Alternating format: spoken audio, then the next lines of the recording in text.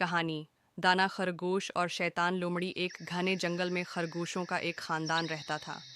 इस खानदान में एक छोटा सा खरगोश था जिसका नाम दाना था। दाना बहुत होशियार और समझदार था। वो हमेशा अपने वालिदैन की बात मानता और किसी से भी बगैर सोचे समझे दोस्ती नहीं करता था।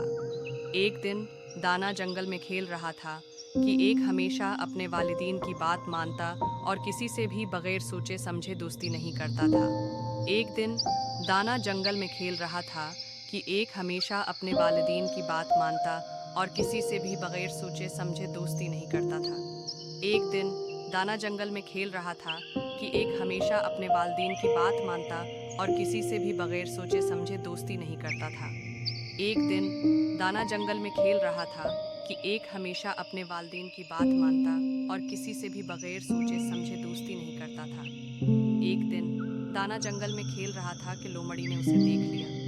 ये लोमड़ी बहुत चालाक थी और हमेशा शिकार की तलाश में रहती थी। लोमड़ी ने दाना को देखकर दिल में सोचा, ये खरगोश मेरा बेहतरीन शिकार हो सकता है। लोमड़ी ने दाना के पास जाकर मुस्कुराकर कहा, अरे प्यारे खरगोश, तुम कितने मासूम और खूबसूरत हो। क्यों ना हम दोस्त बन जाएं। मैं तुम्हें जंगल की खूबसूरत जगहें दिखाऊंगी।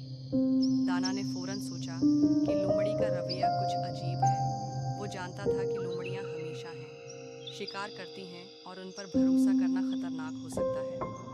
दाना ने नरमी से कहा, शुक्रिया, लेकिन मेरी माँ ने कहा है कि किसी अजनबी पर भरोसा न करो। लोमड़ी ने चालाकी से जवाब दिया, अरे, मैं तुम्हें नुकसान नहीं पहुंचाऊंगी। मैं तो सिर्फ तुम्हारी मदद करना चाहती हूँ। आओ, मेरे साथ चलो। दाना ने अपनी अक्ल का इस्तेमाल किया और बोला, ठीक है, अगर आप वाकई मेरी मदद करना चाहती हैं तो ज़रा इंतज़ार करें। मैं अपनी माँ से पूछ कर आता हूँ। ये कहकर दाना फौरन अपनी बल की तरफ दौड़ गया और वहाँ से बाहर नहीं निकला। लूमड़ी ने काफ़ी देर इंतज़ार किया, लेकिन जब दाना वापस न आया तो वो समझ गई कि खरगोश ने उसकी चालाकी को पकड़ लिया है। लूमड़ी मायूस होकर वहाँ से चली गई। सबक। ये कहानी हमें ये सबक देती है कि कभी भी किसी अजनबी पर भरोसा